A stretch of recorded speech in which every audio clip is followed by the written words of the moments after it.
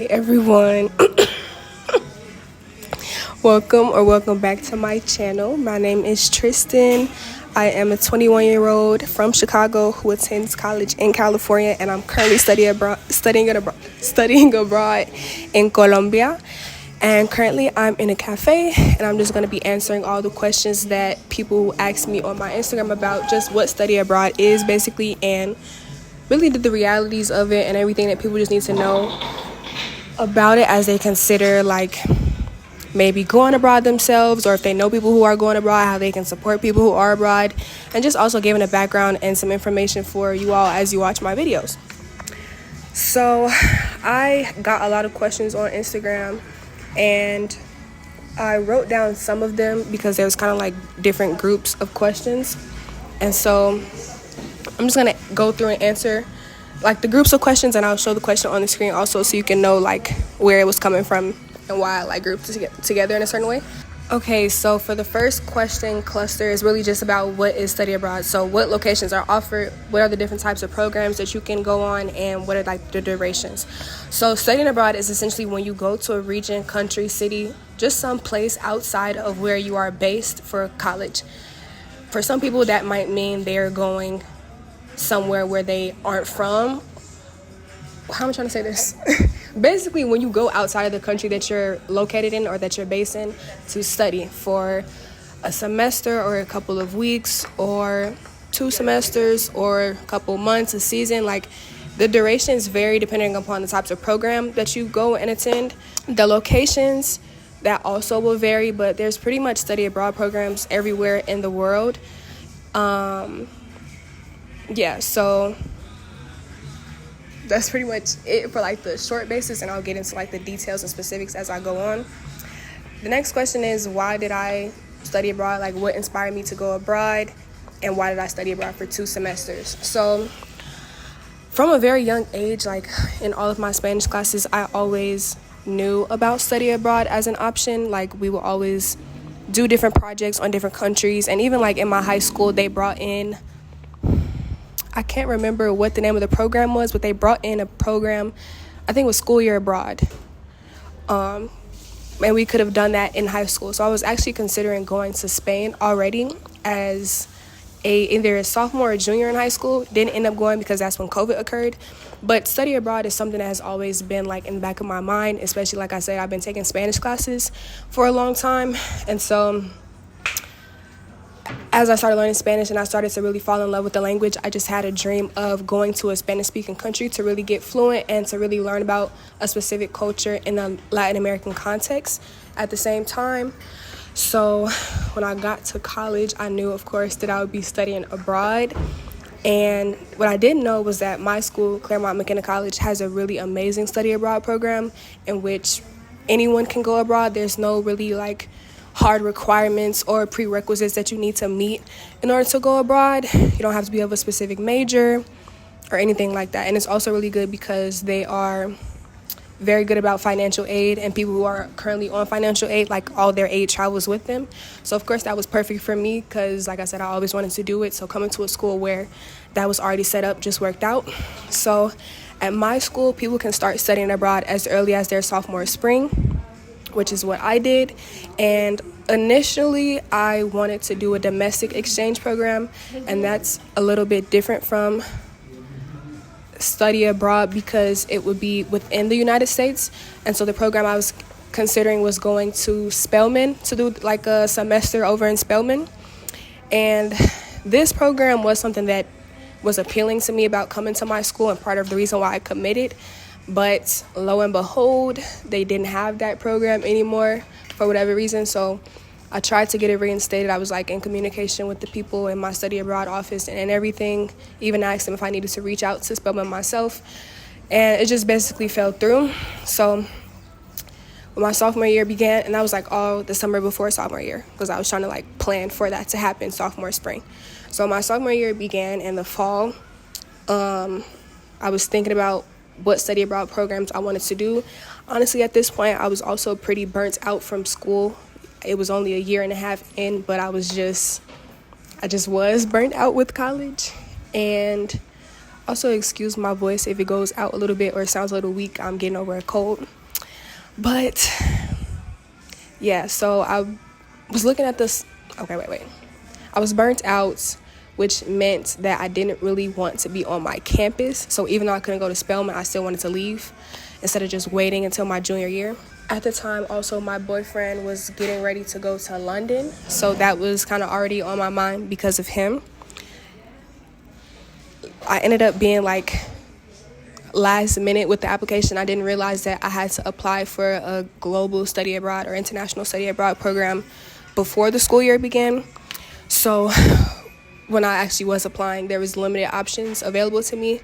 And like I said, I was burnt out, so I was kind of also taking the easy route. And I was like, I don't want to go to a Spanish or foreign language speaking country.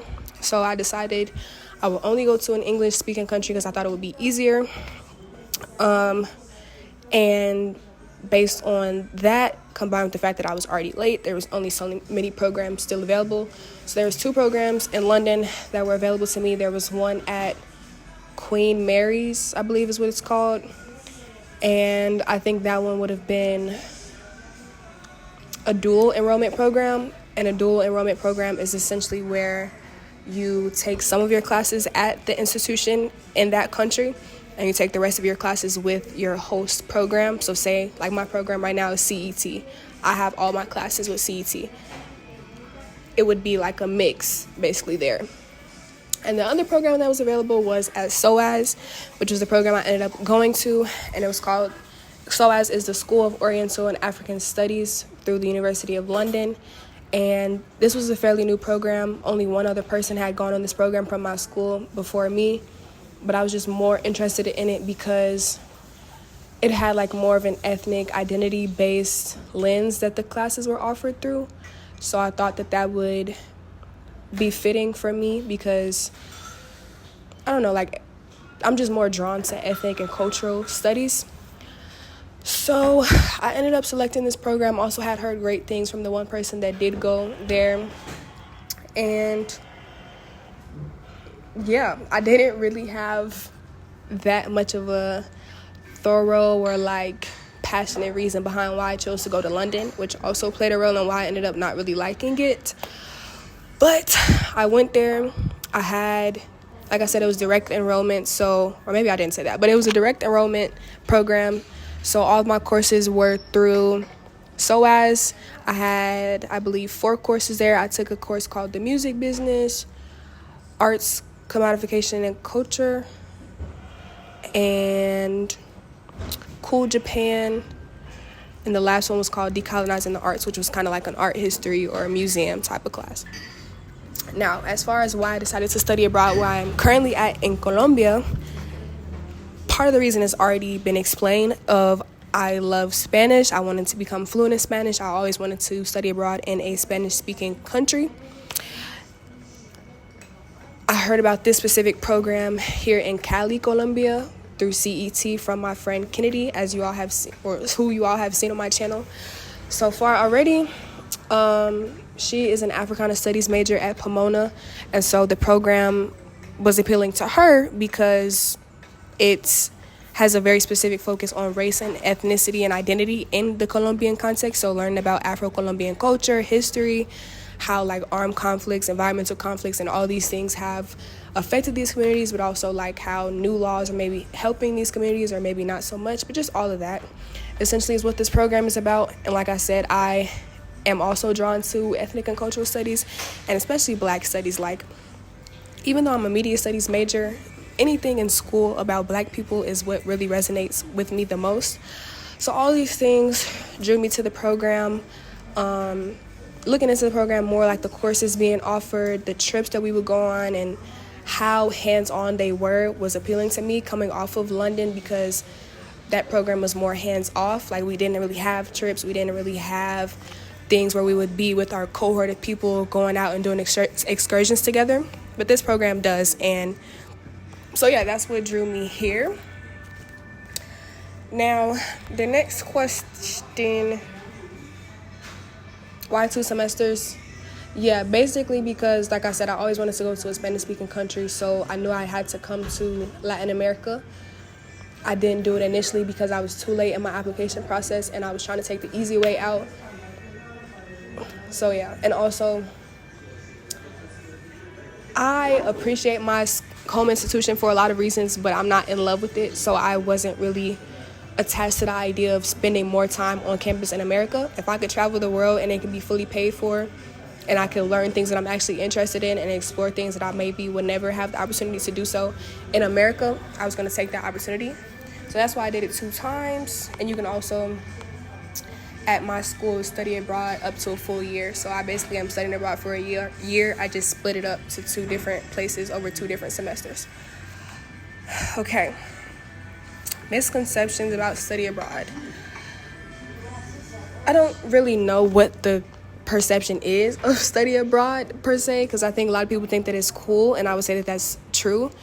I think a lot of people think that it can be a very immersive experience and that it might be hard, and I would say all those things are also true. So maybe the only thing I would say people are uninformed on or might have a limited perspective on is like the types of programs there are, like knowing the variety, whether it's going to be a direct enrollment program where you take all your classes at an institution, or a dual enrollment program where you take some of your classes at the institution, other classes with your program, or a research field-based program where you're not necessarily taking classes, but you're doing a lot of field research where you're actually like doing projects and orchestrating those types of things on your own, like kind of curating your own experience. Yeah, I think just people don't really know how programs can differ. I also think that sometimes people don't realize or take into account the fact that the experience is always going to be different for everyone, regardless of where you are, where... I lost my train of thought. The experience is always going to be different based on where you're going, based on if you're going with people you know, if you know the language, if you don't know the language. Just there's so many factors that would determine someone's experience. So no 2 experiences are ever going to be the same, even if you're in the same place as someone else. So I think that's something that's important. Next question is about the application process. So how did I apply? At the Claremont colleges, and I think it might be similar at other liberal arts colleges, but I can't say for every institution, we had to fill out a preliminary application through our school study abroad office first. So Claremont McKenna College has a Center for Global Educational Studies. I had to apply through them first, a bunch of essays. That was really... Guys, please don't say anything about that lip gloss on the side of my mouth. It's lip gloss, that's it. I'm not dirty, I'm not nasty, I promise you. Please don't say anything, please, thank you. Really it. I also applied for scholarships that my school offers in that same application. And then after that, you go onto your program's website. My program was IFSA for London, so I don't remember what it's called, maybe the Institute for Study Abroad or something. And currently I'm with CET, which is the Chinese, I don't remember what it's called either. But IFSA, CET, they both had their own application to get accepted into the actual program in the country. Again, more essays. I think I might have needed a teacher recommendation letter for IFSA, but not for this program. And that's really it. The essays are pretty much about like, why do you want to study abroad? Why do you want to study abroad in a specific country? How do you feel like your experience in this country is going to benefit like your current career path or identity or personal growth? And then what potential challenges do you feel like can come up in your time abroad? And once I did both the applications, that was pretty much it. I got accepted, or like I got the okay from my school to go on both programs, and I got accepted into both programs. What resources does the school provide / program? So my school, like I was saying, is really, really good about study abroad in a financial sense. And that is because, like I just mentioned, they have scholarship opportunities for people going abroad. So they have a specific scholarship for people who are traveling outside of the country for the first time. And then they also have a scholarship for people of, basically like a DEI type scholarship. Like if you're of any minority, underrepresented group. You can say how your identity affects your experience and why you need money basically to go abroad. I did the latter, and I think another one as well. The programs also have their own scholarships. IFSA had scholarships that I was too late to apply for, but IFSA also ended up having a marketing internship that I did. So I got money from basically doing what I'm doing now for free, which was taking pictures and videos and doing like a day in the life for the actual program, showing my experience in London. So that's a way people can make money while abroad. And then CET also has scholarships, and I did get one of the scholarships from CET as well. I have not received that money because their program is different and that they send the money directly to the school, and so I never see that money. But maybe at other schools it might be different. Other programs might work differently. I don't know. But yeah, so I have a scholarship from CMC. Additionally, everyone gets money for food, transportation. I think that might be it. Food and transportation is what my school pays for. And then the way our normal tuition will be paid for a typical semester on campus in America is the same way our parents or the student or whoever is paying for tuition. That's the same process that they would use to pay for their study abroad program. CMC would then send the money to pay for housing, the program costs, and all those things. So that is what my school offers as resources. But yeah, like I said, it would be different for everyone. I don't know what other schools offer. Okay, I have a specific question from someone asking if they should go through their school or an outside program in terms of studying abroad. I don't necessarily know what that would look like because like my school doesn't necessarily have any of their own programs studying abroad, but I do know some colleges have like a Grinnell in London or Middlebury in France, where their school already has a program set up for them in a specific country. We don't have anything like that. So I only had the choice personally to apply to an outside program to go study abroad. So I don't really know like the pros and cons or benefits of either, but I would say that if there's a way to get more scholarships or if there's a way to ensure that credit transferability will be easier, then maybe it would make more sense to go through your school. But it's all like based on what you want and what your circumstances are. So say there's a country that you want to go to that your school does not offer, or even that they don't have a partnership with already. I would say do the research that you need to make it happen, because it's definitely possible. And there's just so many programs out there. So I would say don't limit yourself and just do what is going to work for you. Some things to consider is finances. What is your financial situation? What is going to be more doable for you? Credits. How many credit hours do you need to graduate? How are these credits going to affect your graduation date? How are they going to transfer over? How are they going to add or not add to your major? All those kinds of things is what I would say that is most important in differentiating between what kind of program you might want to do. Okay, a question about what are the differences between attending a big university abroad and a smaller university that I'm coming from in America.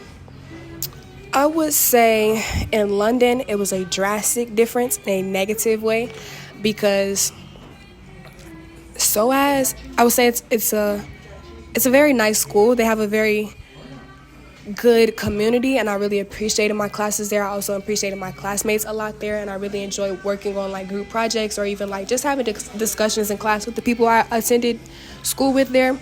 But in terms of like a social life, like they didn't really have any of that. Yes, they had clubs and things like that, but it wasn't the type of place where people would hang out after school. There was no like quad or common space for people to come together. They didn't have like sports or things. So it was like, to me, I didn't feel the benefits of attending a big university when I was in London. But here in Colombia, at WOW, which is the Universidad Autónoma Occidente, where we have one of our classes, I would say there's a big difference in a positive and almost overwhelming way, because They have so many classes, they have so many departments, they have so many resources for the students, they have so many clubs, so many organizations, so many classes you can pop into, from different types of dance, art, music, just so much stuff. And I really haven't even dive. I haven't really explored it for myself yet, so I'll have to come back to you on that. But it depends on the university, because the first one I was at, I didn't really feel a benefit from being at a bigger university. But this one is like, they have so much that it's like, I don't even know where to start or what to connect with or how to talk to people. But still, again, I would say the campus culture is positive. And this one is a lot more social than the last one. The kids do hang out, hang around. We see a lot more students. We see people having fun and just enjoying their time and really having that sense of community. So that's been positive for me so far, at least to see and to talk to the few people that I have gotten a chance to talk to. And then, of course, the obvious difference is it will be harder to know people, which can be good and bad. Good because maybe you might want to have a little bit more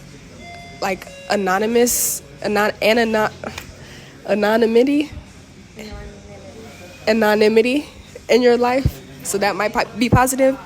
But maybe it's bad because then you can't really connect with people as easily as you could at a small liberal arts college in America. Next question is about, these are the last two questions, and then I'm going to do a shorter video answering Colombia specific questions. So, what is the most important thing I have already learned from my times abroad? Let me think on that. So I'm actually going to answer two of these questions together. The first part of it is going to be, what is the most thing I already learned from studying abroad? I'm just going to apply that one to London. And then the second part is going to be what I hope to gain, and I'm going to apply that to this current program. So the most important things that I learned from studying abroad in London were basically I feel like it's so corny and cliche to say, but I do feel like I got to know myself a lot better. And for me, that didn't look so pretty. It wasn't I just feel so in tune with myself. I'm so happy. I'm so in love with everything. I love the world. No. For me, it was, I had to sit with the most painful, sad, depressing, scary, those parts of yourself that you have a hard time accepting. I had to really sit with in London. And for me, that made me feel very isolated. Not just that in combination with a lot of things, just made me feel very isolated. And during that isolation, I realized how much rage I had inside of me, rage and isolation. And so that's what led me to create my final project for a media studies class that I just did last semester. But yeah, I learned all the things that I basically didn't like about myself. And that might sound sad or might even discourage you from going abroad, but for me that was helpful because I feel like everyone has to do that at some point in time. Life is not going to always be so peaches and cream. It's not going to always be so easy to navigate or just give you those warm, bubbly feelings that you hope to have. And yeah, it was for the first time I had to really be face to face with those things. And I'm still dealing with and learning and working through what that has meant for me and what lessons that was trying to teach me. But the biggest things were that showed me hopefully you can still hear me. That showed me the type of person that I did not want to be.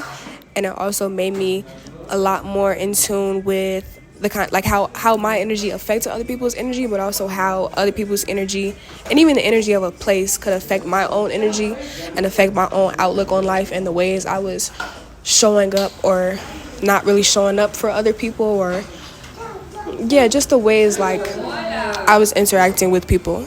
And of course I was very self-aware before that. I feel like I had a good understanding of myself. I feel like I knew how my energy would affect people and how I interact with people and all these things, but I didn't really acknowledge or sit with the things that I wasn't comfortable accepting about myself before that point in time. I also bring up the rage because I just didn't realize how much anger I had in me, and like how many things I had not healed from, or how many things made me feel insecure about myself or my life or just everything. So those are like the biggest things that I learned from being in London. I also learned, obviously, that London is not for me.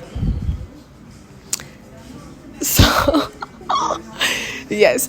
Now, what I hope to gain from this time around, I would say the biggest thing is clarity about what those lessons were trying to teach me. Miley, stop looking at me. I think she knows what I'm going to say. Maybe. I also would like clarity around faith, basically. As you all know, I've been exploring the Baha'i faith a lot lately, and there's been a lot of signs and things that have been resonating, a lot of ways in which God, I feel like, has been revealing himself to me. And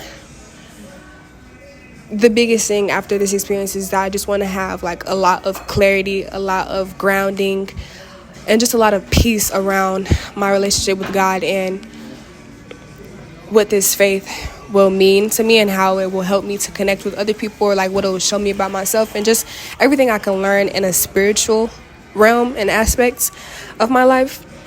Of course, I also would like to be at a higher level of Spanish than I am right now. I feel like coming into this experience, I feel like I was pretty confident in my Spanish abilities because I could communicate very well in America with people who spoke Spanish there. But being here, of course, there's like a different dialect. There's certain words I don't know, and just I'm surrounded by Spanish all the time, so I'm realizing like my shortcomings basically in the language. So I just want to be at a higher place with that. I also want to start applying a lot more of the things that I learned and recognized about myself when I was in London, and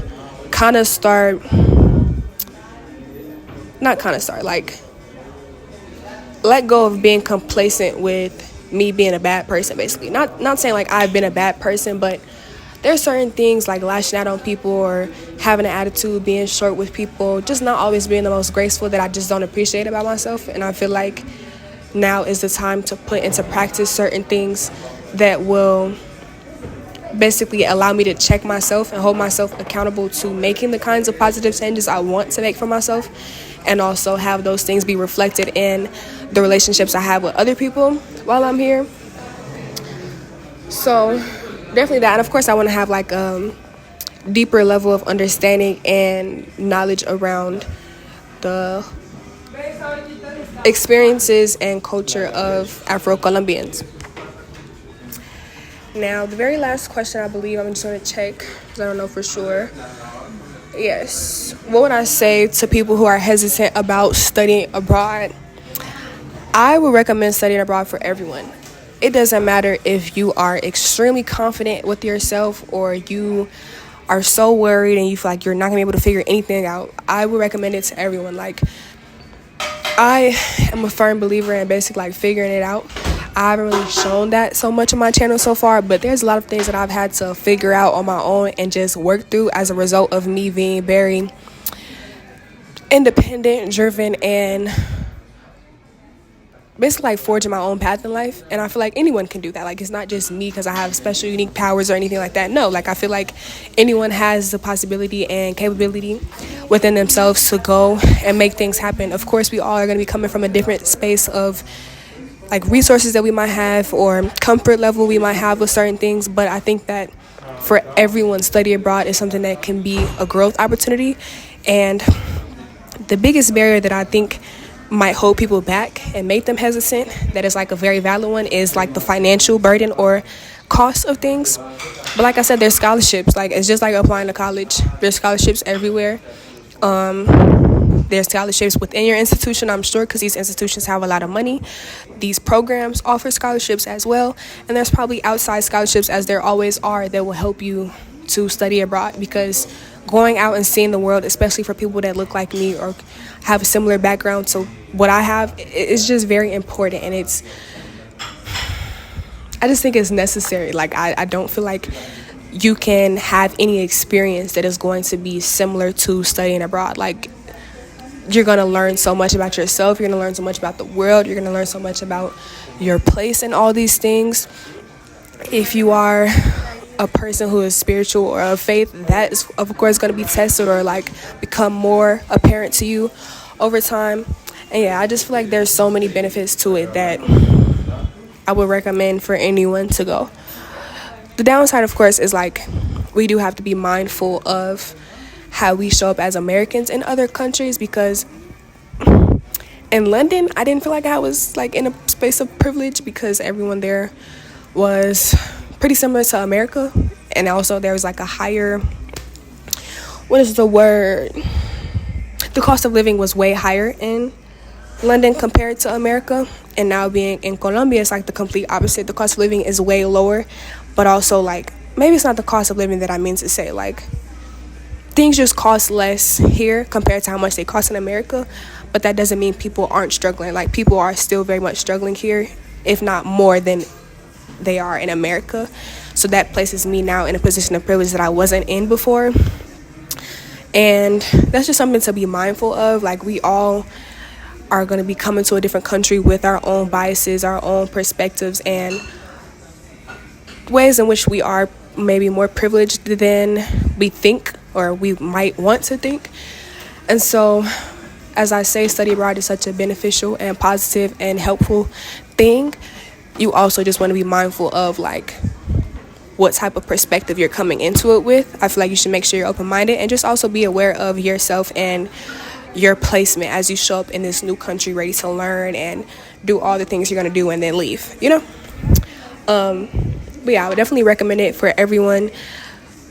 There's so many countries in the world, so it's not like you can't find a place for you. I would say that going abroad, of course, is going to be hard. Like, it might be something you're very, very excited about or very, very nervous about. And when you get there, emotions could flip, could remain the same. It could be exactly what you hope for or the complete opposite. But it's just a necessary experience to teach you how to, like, stay the path and take what you can from that experience and apply it in your own life going forward, wherever you decide to live. So, yes, I hope this video was helpful. I'm at Aromo Cafe. Y'all can't see that, but I'll show y'all like around. I'll probably like show the clips of the cafe in the beginning. But yeah, that's this week's video. Thank you all for watching. Make sure you, I hate to say like, comment, subscribe, but like, comment, subscribe. And follow me on Instagram. I'm going to be doing 30 days of reels on there. I'm also going to be answering more of these questions over on Instagram. Stay tuned for the rest of my weekly videos while I'm abroad. Any other questions that might come up or things I'm not touching or covering, you can always DM me on Instagram. I am not someone who's not going to respond. Like, I'm going to send you the paragraphs on what you need to hear, probably even voice memos. Comment on my video if you have the questions as well. And yeah, thank y'all for watching.